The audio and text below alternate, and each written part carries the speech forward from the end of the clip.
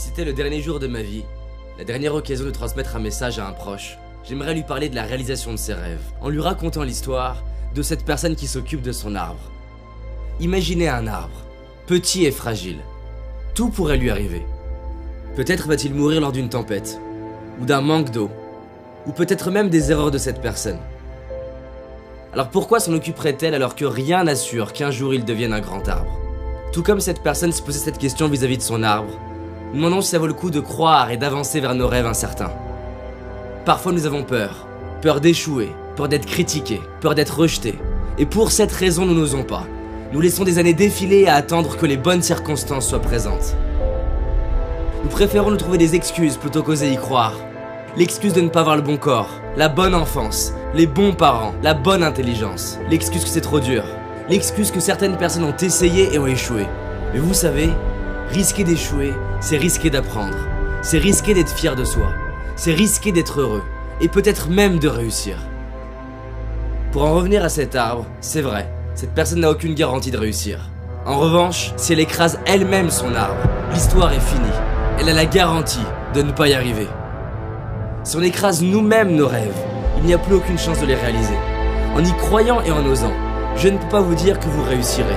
En arrêtant d'y croire, je peux vous garantir que vous échouerez. Alors pourquoi ne pas tenter ? Je sais qu'il existe une petite voix à l'intérieur de vous qui vous murmure que vous pouvez le faire.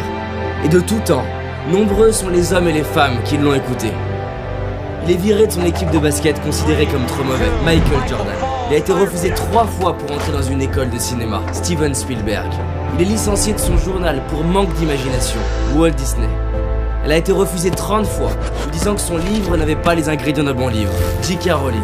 Ses professeurs de chant lui ont déconseillé de chanter, lui disant qu'il n'avait ni la taille, ni la voix, ni la culture, Charles Aznavour.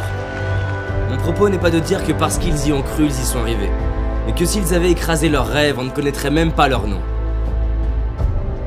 Parfois nous n'avançons pas vers la réalisation de nos rêves car on se dit « c'est trop gros, le résultat n'arrivera jamais ou dans trop longtemps ». Mais se dire ça, c'est oublier les cadeaux quotidiens, les récompenses de chaque preuve de courage. Le but d'un rêve n'est pas seulement d'être réalisé, mais de nous réaliser. On peut perdre notre argent, notre métier, ce que l'on possède, mais pas la personne que l'on est devenu. Combien ça vaut d'être devenu la personne que vous êtes aujourd'hui? Combien ça vaut de pouvoir devenir la personne que vous méritez d'être demain?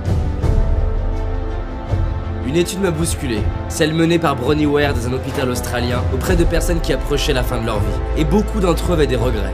Non pas pour les choses qu'ils avaient faites, mais pour celles qu'ils n'avaient pas faites, les risques qu'ils n'avaient pas pris, les rêves auxquels ils n'avaient pas donné de chance. Au dernier jour de votre vie, qui avez-vous envie d'être?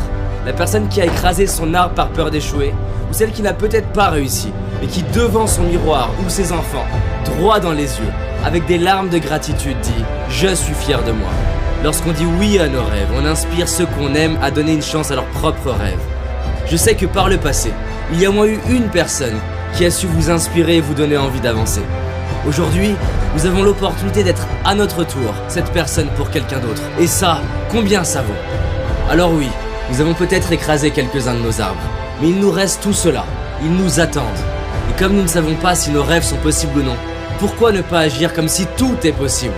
Non pas parce que c'est facile, ni même parce que c'est difficile, mais simplement parce que le premier but d'un rêve n'est pas d'être réalisé, mais de nous rendre vivants et de donner un sens à nos vies, ici et maintenant. Aujourd'hui nous avons un choix, celui de donner une chance à un rêve, le choix d'y croire, le choix de nous en occuper, le choix d'agir. Alors donnez une chance à vos rêves, juste parce que peut-être c'est possible, et que quoi qu'il arrive, vous serez fiers de vous.